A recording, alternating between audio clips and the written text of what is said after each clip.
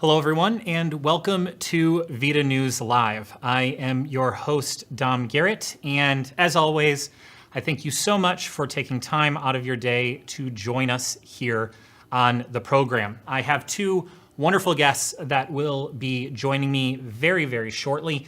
As you may know, this is the third panel discussion in a series that we are calling Why Bans Are Not Best in LMICs. You may know that there is a tobacco control group named the Union, which released a position paper entitled Where Bans Are Best.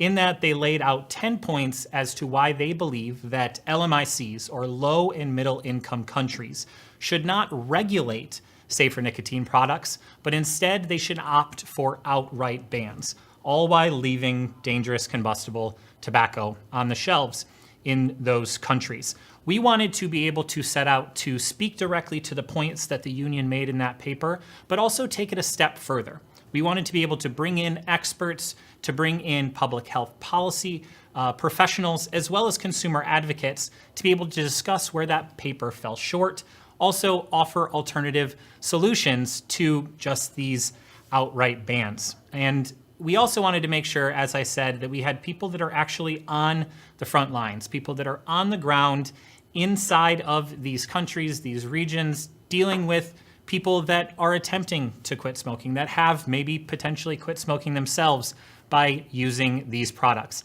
If you have not, I would highly suggest after this panel discussion is done to check out our YouTube channel or our Facebook page, where you can see the previous two discussions that we had on this topic.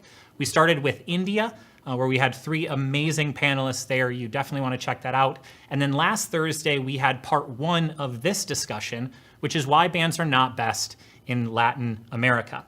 And with that, I would like now to bring in our two guests. First, we have Tomas O'Goman. Tomas is a co-founder of Pro-Vapeo Mexico. He is also a board member of INCO, the International Network of Nicotine Consumer Organizations. And then we also have Dr. Jose Manuel Mir, who is a coordinator of the Lung Cancer and Thorax Tumors Clinic, as well as the director of the Minimal Invasive Thoracic Surgery Institute at Angeles Lomas Hospital. Dr. Mier, Tomas, thank you so much for joining us on the program today. Thank you, Tom. Thank you, Tom, for your invitation. Yes. I'm really excited to be able to get into this. But first, I want to give our audience an opportunity to get to know you a little bit more. So Dr. Mier, could you please introduce yourself to the audience and sort of give everybody a little bit of an introduction as to how you got into tobacco harm reduction and why you find yourself on the program today? Thank you, Dom. Well, I'm Jose Manuel Mir. As you say, I'm a thoracic surgeon. In the last 20 years, I was working in the battle with against the lung cancer. The lung cancer, as you know, is the most important cancer worldwide. Is the number one in deaths every year, and it's a very, very important disease. That the principal cause for the lung cancer is the cigarettes, the smoke. Well, the principal reason that I'm here, that I'm working here from 2 years ago against the combustible tobacco is so simple. I'm working for the lung cancer patients. In my private practice, along the year, I have maybe 250 patients in 1 year, and I can do an important things for my patients. But if I only do this my surgery, the treatments, the chemotherapy, etc. We are very limited because we only have impact in 250, 300 patients every year. But the most important problem is not the lung cancer. The most important problem is the smoke, the smoke cigarette. And this is the great problem. If we can impact in the battle against the smoke cigarette, we can impact not only in 250, 300 patients every year. We can impact maybe in millions of patients. And this is the most important reason that I'm here in the battle against the smoke. Thank you. Thank you so much. First off, for the work that you actually do, working with your patients, and then also for taking the time to join us here. And Tomas, hello, my friend. It is wonderful to see you again. I'm sure that our audience has a good idea now of who you are, but if you can, for those that are new to the program, if you could just take some time to introduce yourself and a little bit about the work that you actually do in the tobacco harm reduction fight. Yeah, thank you, Dom. Well, I am really grateful about being able to give the consumer perspective regarding tobacco harm reduction. I'm a lawyer. I mean, I am not a healthcare expert whatsoever. But most importantly, I am an ex-smoker. I smoked for 20 and something years, 27 years, give or take. And 4 years ago, I started vaping, and in a matter of weeks, 2 or 3 weeks, I really abandoned the cigarette. And because of that, because I never saw me quitting smoking, because of that, I decided to get involved in tobacco harm reduction efforts, because I am sure there are, well, I am not sure, I know there are a billion people out there that can benefit their lives, and they can achieve the tremendous goal of quitting tobacco by switching to these alternatives if they want to, if they don't want to use another method, because tobacco harm reduction is not opposed to the medical solutions, or just quitting cold turkey. So I was invited to become a co-founder of Pro-Vapeo Mexico, and that's what we're doing. We're spreading the word. We are trying to let people know that smokers, principally, that there are choices, that there are alternatives, and that they can switch easily to these alternatives and reduce significantly the harms from tobacco, as Jose Manuel was explaining, from the harms produced by smoke. Yes, wonderful. And on that specifically, when we're talking about reducing the harm, moving to these safer alternative nicotine options, things like nicotine vapor technology. We know that there are other smokeless forms of tobacco as well that can reduce that harm. From a medical perspective, Dr. Mier, since we have you here, can you just for our audience sort of from your medical perspective, we hear these numbers like 99%, 95% less harmful. Is that the findings that you see in the studies that you've had as well, that these alternative products are that much less harmful than combustible tobacco? Yeah, this is very important that you say, because it is proven that the e-cigarettes present in exhalate vape 95% less toxic substance for the body. The only thing that the prohibition and lack of regulation of these products does is deprive consumer as less harmful option for their health.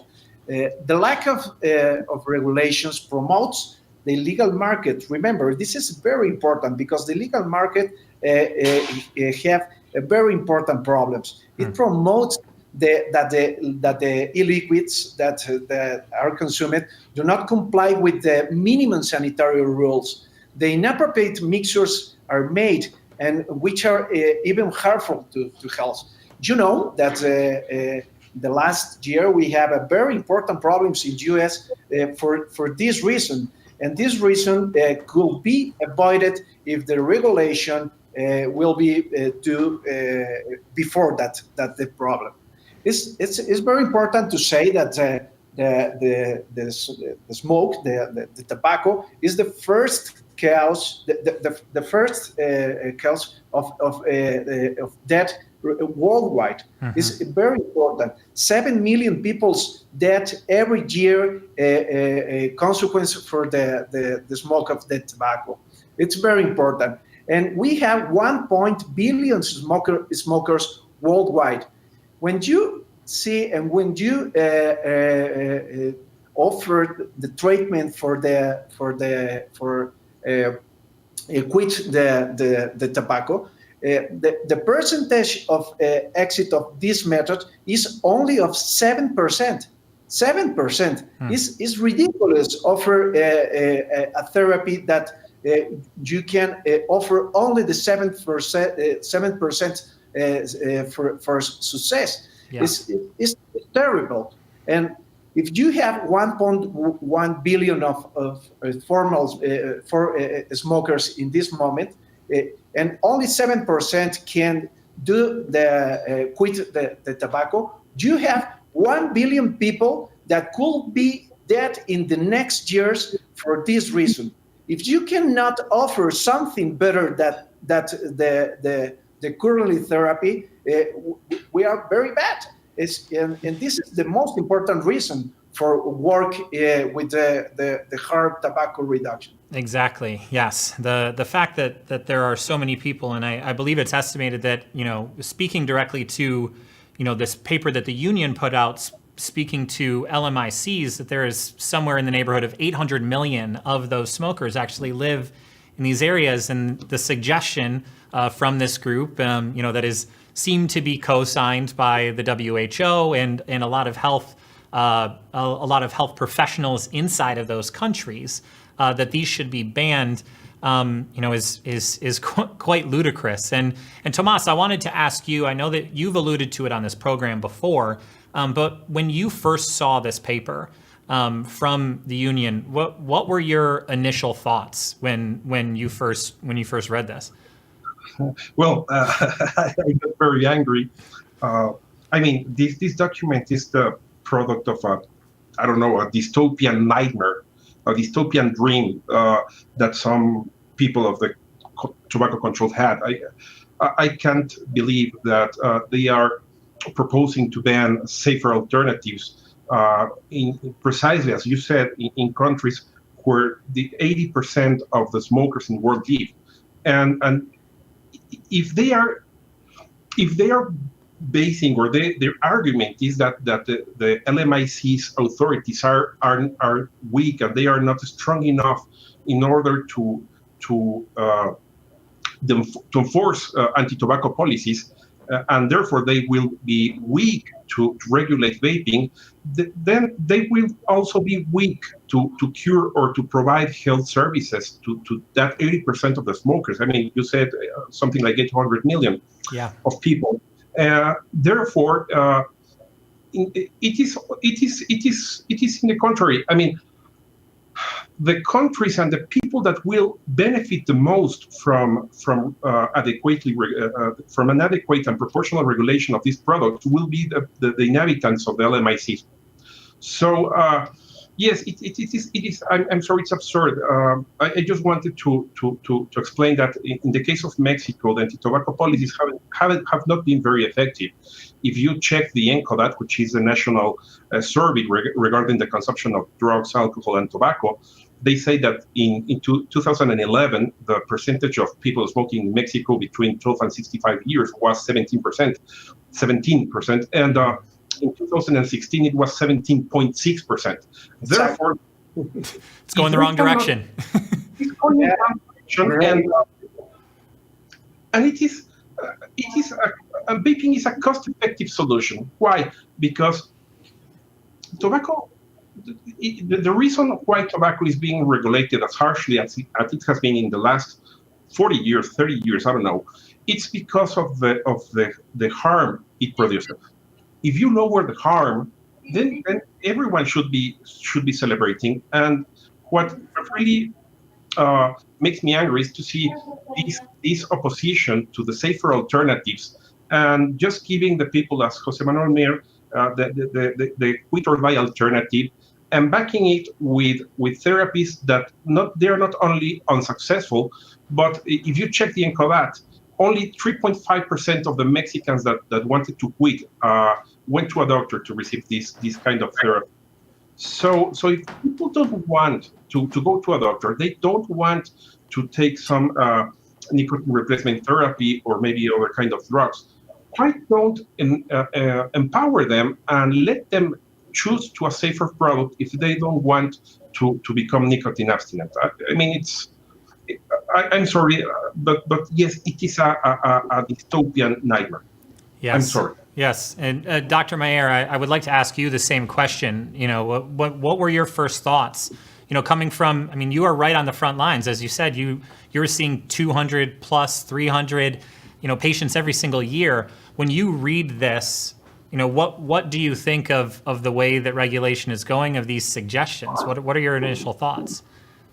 Well, we have a very nice example. The example, the case of UK is fantastic because they put it in a round table, all the parts, the anti-tobaccos, the pro-tobaccos, the vapors, the regulation authorities, etc., and discuss the science, discuss the problems, discuss the possible solutions, and put it in a plan, in a very important and very effective plan, and a strategy. This strategy is very important in UK. You know that in the last years, the UK reduced in 10% the number of smokers, and this is fantastic because they have not only less smokers today, they have much less problem in the health system. They have less problems in important diseases like cardiopathic diseases, respiratory diseases, neoplastic diseases. This is very important, and they have a short experience, only 10, 12 years. But think about this. If we have this policy and we have analyzed the next 30, the next 40 years, the results could be fantastic. It could be monumental, the amount of lives that could be saved. And you have the other side of the coin, the United States. They don't do anything, and they don't do anything. Only bans the e-cigarette. Another options are banned too, and they have important problems like we can see the last year. This is we have both movies, the right movie in UK and the bad movie in the US. This is, for me, is very, very illustrative, the case. Why in Latin America we cannot do the right things?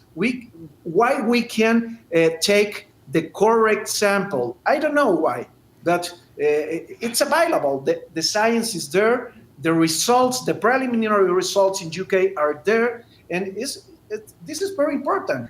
You know that the Royal College of Physicians, they have 5 centuries. 5 centuries. They, in this moment, represent 50,000 physicians in the country. Why we can, in Latin America, take in count this experience? I cannot understand that. And I wanted to ask you a follow-up that on as well. I know that you actually you took part in, I believe it was called the Health and Social Assistance Commission. There was a live stream that happened just a couple of weeks ago, and one of the main purposes of that, it seemed to be that was to discuss the science. A guest from our program, Dr. Roberto Sussman, was on there.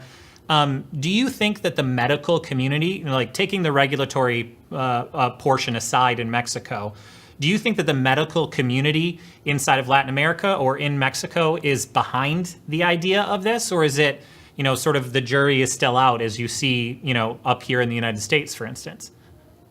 Well, I can tell you that the medical community in Mexico and in Latin America, we have a very very important number of physicians that we have the same opinion that myself, you know. Mm-hmm. But the problem is that too many of them they cannot express publicly your opinion, because many of my colleagues are working in the national public health. If you are working in the national public health, you can lose your work if you are position it about a favor of the e-cigarette. This is a very important problem. And that's just because that's the position of the government. So if you're on the opposite side of that, you could risk your career. Absolutely. Yes. If you are working in the public national health in Mexico, you can lose your work for this reason. Wow. I imagine, is that kind of the same in other Latin American countries that you may know of? It's the same. Not only in Latin America. For example, in Spain, it's the same case. Okay. Wow. That's pretty heavy. So, I mean, what I guess then is, what do you see as a path forward to that? Does it just take a majority of physicians willing to risk that, to speak out to it? Does it need to happen on the legislative side first? How can we get a change where the science actually has a chance to win out? I think that the solution is education. Education, not only the authorities, the health authorities. Is very important. Education in the medical community, because the majority of the medical community they have a very important acknowledgement about the e-cigarette, about the other alternatives that for the regular smoking. It's very important, education. Okay. And speaking of that education, Tomas, I wanted to ask you this question as well. I believe I may have asked you this question in some form or fashion in the past, but we actually discussed it on the last Latin American broadcast. When we're thinking about education, obviously we need to do that for the legislators. We need to have that in the medical community. But then that is also really important for consumers. But then even more than that, the friends and family of those who may smoke right now, who want to be able to quit, who want to be able to look at these types of products. From that side, from the consumer side and from the friends and family side, what do you think is what is the key there? Is that also education? What do you see as being a little bit of a turning point on that side to be able to raise those voices? Tobacco control has been very effective in the last years to let know society the harms produced by the combustible tobacco. Mm-hmm. And they are using that same experience, which was good. I mean, tobacco really kills, which was good, but they are now telling or giving untruthful information, misinformation to the public regarding vaping and regarding the safer alternatives like snus or maybe heat-not-burn tobacco. And yes, society must receive truth and scientific-based information regarding these alternatives, because they don't have to fear these products. They have to acknowledge that they are safer alternatives. Safer it means that they reduce significantly the harms produced by smoking, and therefore they should support the smokers that are trying to quit by using these products instead of punishing them or by any other means telling them that these products don't work, because they do. So yes, we have to counteract all the misinformation that it has been spread in the media and in official circles and in social circles. And we also have to educate legislators, because if they only listen the anti-vaping organizations, mm-hmm. they won't have all the facts, and that's why this commission you were just referring to, in which Jose Manuel participated, was a great achievement, because at least in the state of San Luis Potosí, Mexico, some legislators have the opportunity to know the facts and to know that vaping can be a great tool. It should be seen as an opportunity and not as a threat. Yes, and with that, speaking of it being an opportunity, Dr. Mier, do you feel, obviously, there was, I noticed that on that commission, there was people that were there from the legislative side, speaking from that, from, the governmental side, specifically in Mexico. Do you see there being any sort of a shifting in the tide that message is becoming more understood or more seen, or do you think that right now we're in a little bit of a stalemate here? My opinion is that the authorities don't understand yet that we are in the same ship. We are in the same. We want to combat the same problem. I'm absolutely against of the tobacco. I want, and for example, the tobacco policy control. I'm with this opinion, but they can understand that we don't want change anything. We want to put on the table another options, not options for the damage of our patients. We want to offer another alternatives. We want put it better things on the table that we can, but we can go in the same direction. Yes. This is the problem. We are in the same ship. We are in the same battle, but with different weapons, maybe, but in the same battle. Yes, and it's very interesting to hear you say that, because that's almost word for word the same thing that Dr. Desai from India said on our program when we spoke to physicians from Australia. That this idea of being able to give patients an opportunity to give them a healthier alternative, something that they can use to be able to to reduce that harm, to move themselves away from that. And one thing I wanted to ask you, Tomas, it seems that the tobacco control playbook, from even the last, in the last 6 months, we've started to see a little bit of a shift. Instead of just trying to fight against smoking, we saw that, especially with World No Tobacco Day this year, where the WHO presented an award to Mexico, even though, as you said, the rates of smoking have gone up. It seems that they're switching from tobacco control to, say, vaping control or nicotine control, which is what we constantly are seeing all around the world. So in your opinion, do you think that there is a way forward with the current framework that is actually in place when it comes to large organizations like the WHO, the FTCT, or do you think that this is something that we need to go back to the drawing board? Well, the thing is that the stance of WHO and several health bureaucracies is based not on science, but in a moralistic ideology based on the abstinence-only approach. And therefore, unless they abandon this ideology, which is contrary to science, I mean, ideology is against knowledge.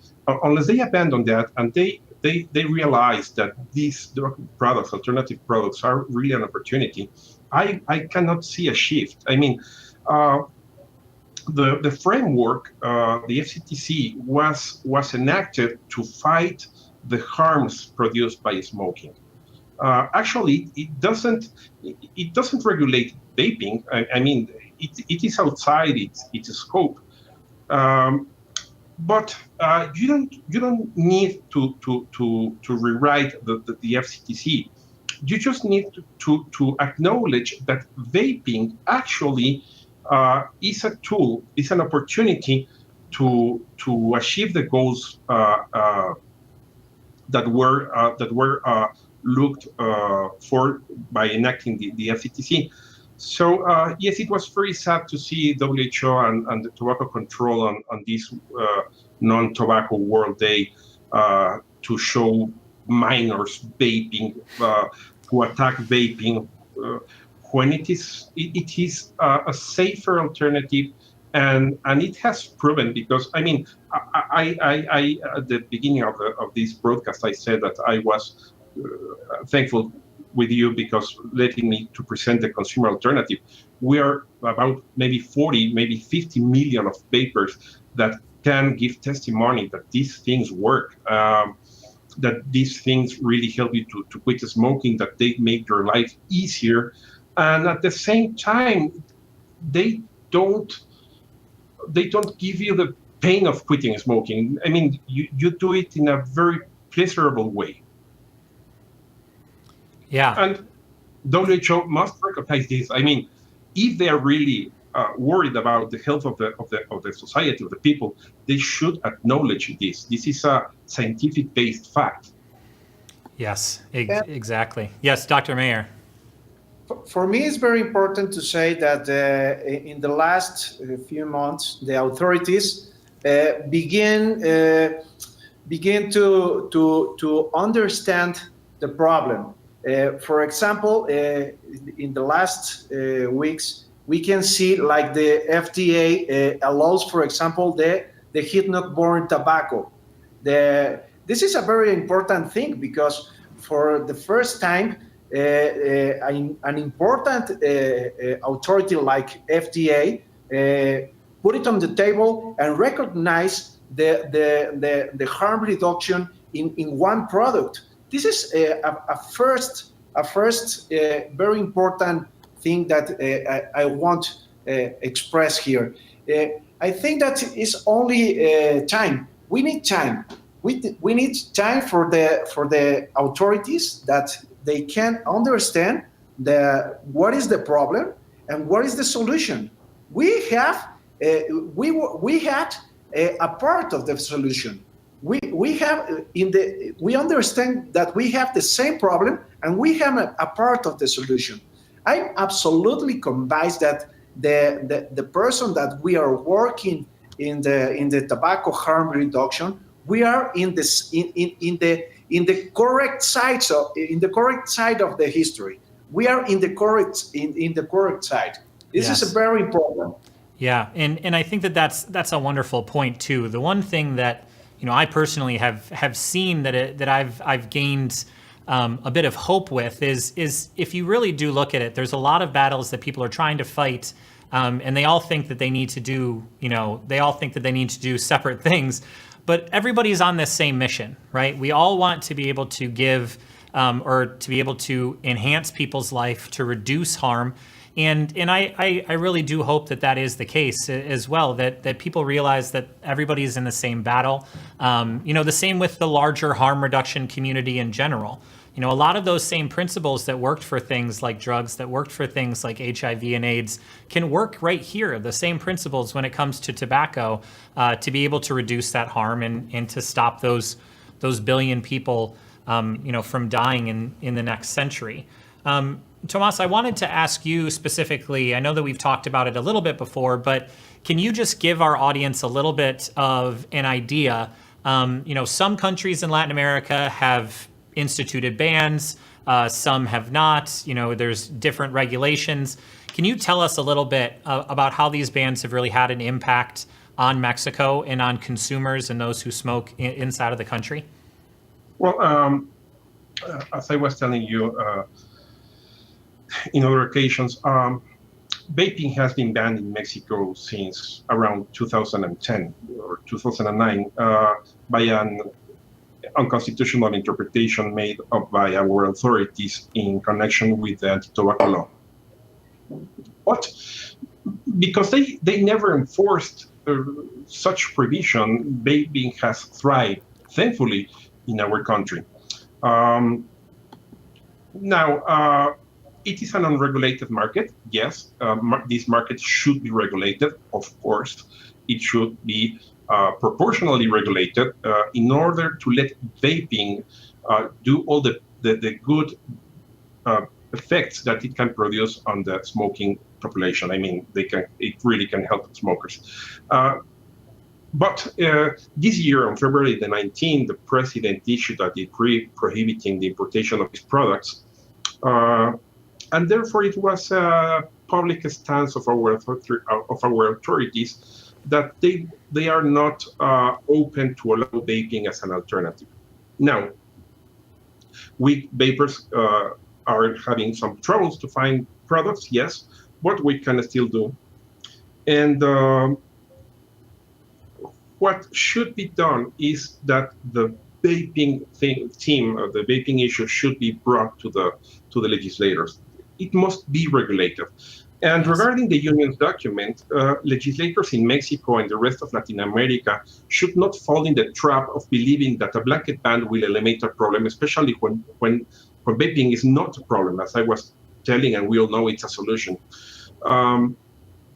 If the union supports its recommendation on the basis that our authorities are weak and they are not able to enforce anti-tobacco policies, how they will deal with the negative consequences of a blanket ban, how they will deal with black market, how they will deal with the problems that can arise from the lack of regulation, from the lack of quality controls on vaping products, how they will deal eventually with the criminal activities that can appear regarding vaping if the criminal groups take vaping as a product to be sold or to be distributed by them. I mean, this ban is going to create way more problems than vaping, because I cannot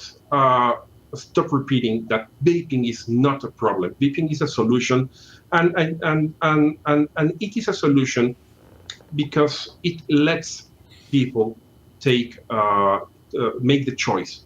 It empowers the consumer. That's why vaping is so effective, because it is not. Yes. It is not a drug pill. It is not a therapy given to you by a doctor which you don't want to go. It is an alternative that you choose, that you embrace. And I mean, I live this every day. Vaping is the one thing that has kept me from smoking for the last 4 years. And there are millions of people in the world having this fantastic opportunity. And legislators should be able to understand this, that they are not in their seat to impose a conduct to people, to tell people how to live. They are in that seat to let people make choices. Sorry. Exactly. So I wanted to ask you this, and Dr. Mier, please feel free to chime in as well. We got a question from Facebook, very specifically, if you were the legislators that were actually writing these regulations, what regulations would you like to see on these products? I know you talked a little bit about that, Tomas. If you can just maybe give a little bit more thought to what type of regulation would be best for Mexico. Yeah. Well, please, Dr. Mier. Yeah.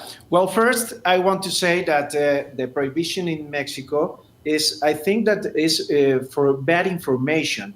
This the government does not in a bad faith, but because of bad information. I think that the bad information obey a group's other interest in a specific groups.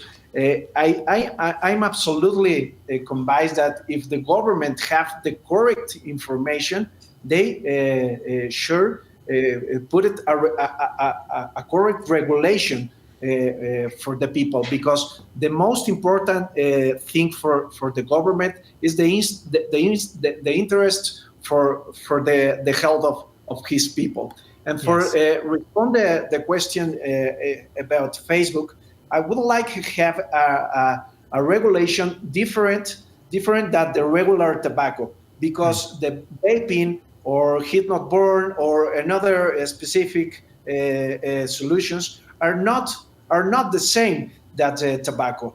It's necessary a different regulation with a different and specific taxes, because remember that the taxes in one product, in a product for the consumers, the taxes is proportional directly for pay the problems that could be generate this product. I don't know if I can explain me correct, but if the regular tobacco produce cancer, cardiovascular diseases, respiratory diseases, it's very important that the taxes pay this specific problem. But if we have another option with less harmful, is not fair that they put it the same taxes, because they not produce the same problems. Exactly. Yes. So fair taxes, not the same ones that we had. I do want to ask you one question, and Tomas, I would love for you to respond to that as well. Dr. Mier, when you say that a lot of the legislators are receiving bad information, you're saying from specific, some other specific groups. What exact information are you talking about there? Because I know that it's probably similar in other countries. So what is some of the bad information that you think that they're receiving? Yeah, I think that the problem in Mexico is the same problem in other countries. We have a very important groups that can put problems for the less harm solutions, yes, because they have another interest. I'm absolutely convinced that if the e-cigarette was invited by a pharmaceutical company, we do not have this conversation, because if the product was provided of a pharmaceutical company, we don't have problem. Yeah. If the pharmaceutical company put it in the market, it's okay. But this is not the case. The solution do not come from the pharmaceutical companies. The solution comes for other side, and this is one of the specific problems. I think that we have more problems, but maybe this is one of the most important. Yes, the legislative and the government and pharmaceutical companies. Yeah, that is a problem that is everywhere, not just in Mexico or in Latin America. We certainly feel it here in the United States for sure. Tomas, speaking to the regulation question, yes, what if you could just sort of add on to anything that Dr. Mier said, what type of regulation would you like to see for these harm reduction products in Mexico? Yes, and as Jose Manuel said, this should be a regulation that does not conflate these products with smoking, with the combustible products. It should make a clear distinction between the real hazardous products, which are cigarettes, combustible cigarettes, and distinguish the safer alternatives. It should be a risk proportionate regulation, because we have to understand that the nature of the tobacco laws is that they are regulations designed to reduce reduce smoking, and you need to regulate these products accordingly to their lesser harms, because vaping is significantly less hazardous than the smoking. And at the same time of regulating its quality, regulating how these products are produced and presented to the public, you have to, in some way, let the smokers know about them and access them easily, because these products are going to compete with a very well-established product that is, the combustible cigarette, yes, which is sold almost everywhere. And another thing is that, of course, you have to make all these policies in order to avoid minors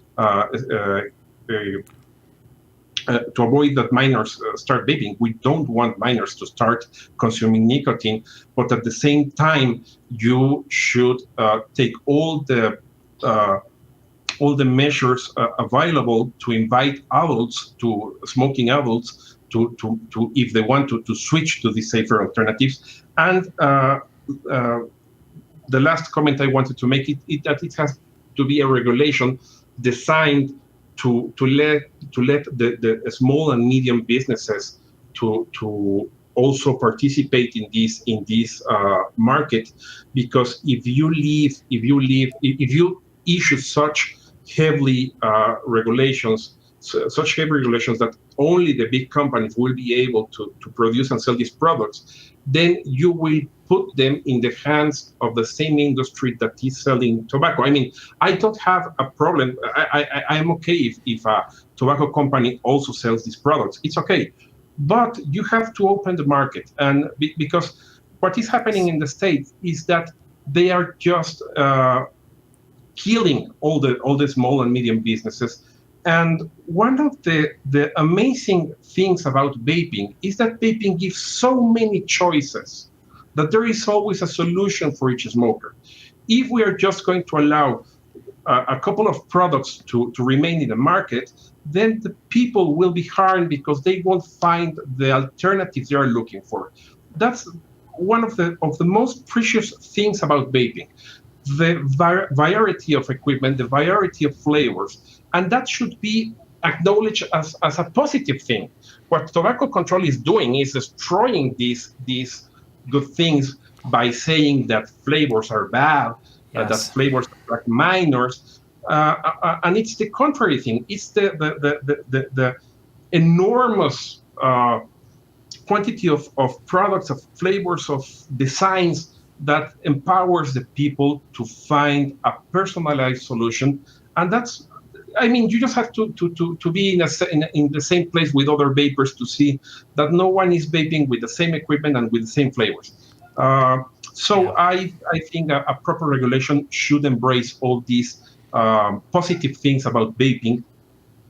And at the same time, of course, regulate quality so consumers are not exposed to any problems like the ones that arose last year in the States because of the unregulated THC products. Yes. Which are that's not vaping, that's THC consumption, and those are another type of products. Yes, exactly. And it's very important to say that when you have in front of you a patient, it's very important that you can offer all the treatments that you have available.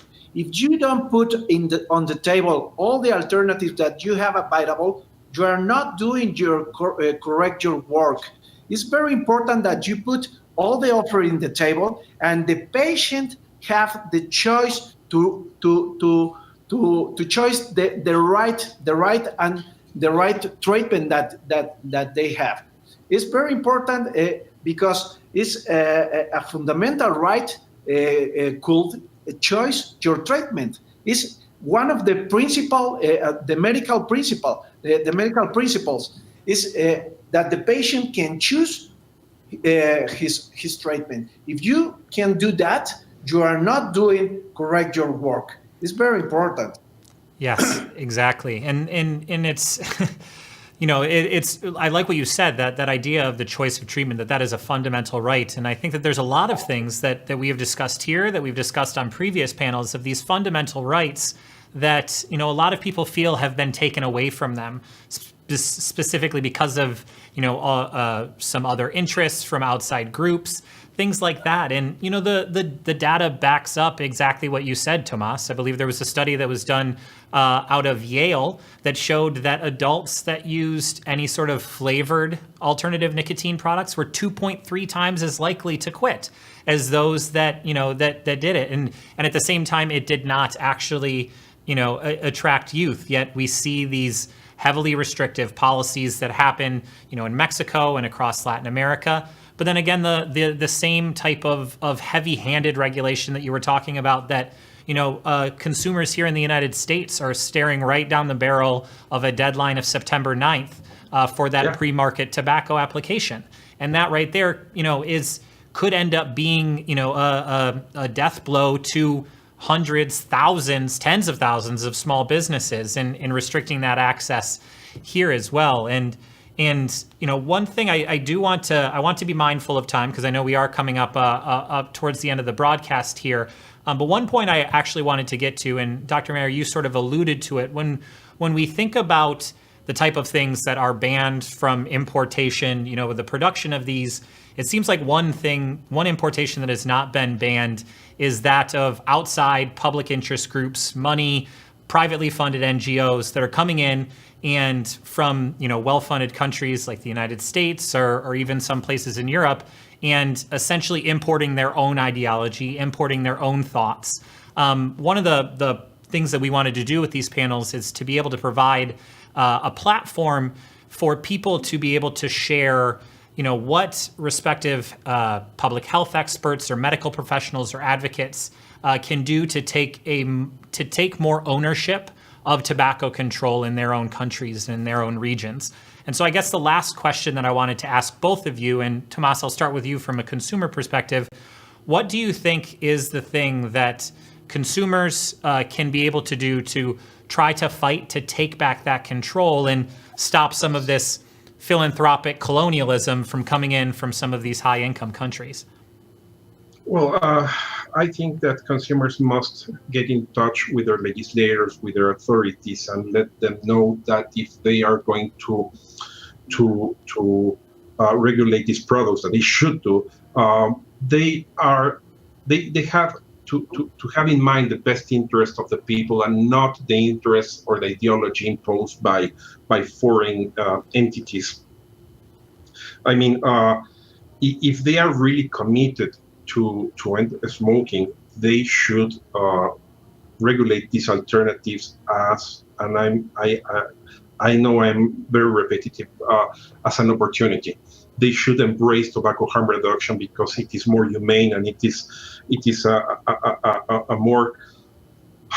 When we say humane, it's because it empowers us consumers. So yes, we have to get in touch with our legislators. We have to get better coordinated, of course, in order to let them know that they are deciding about our lives and that they should not make our choices. They just have to give us alternatives. And then we can choose.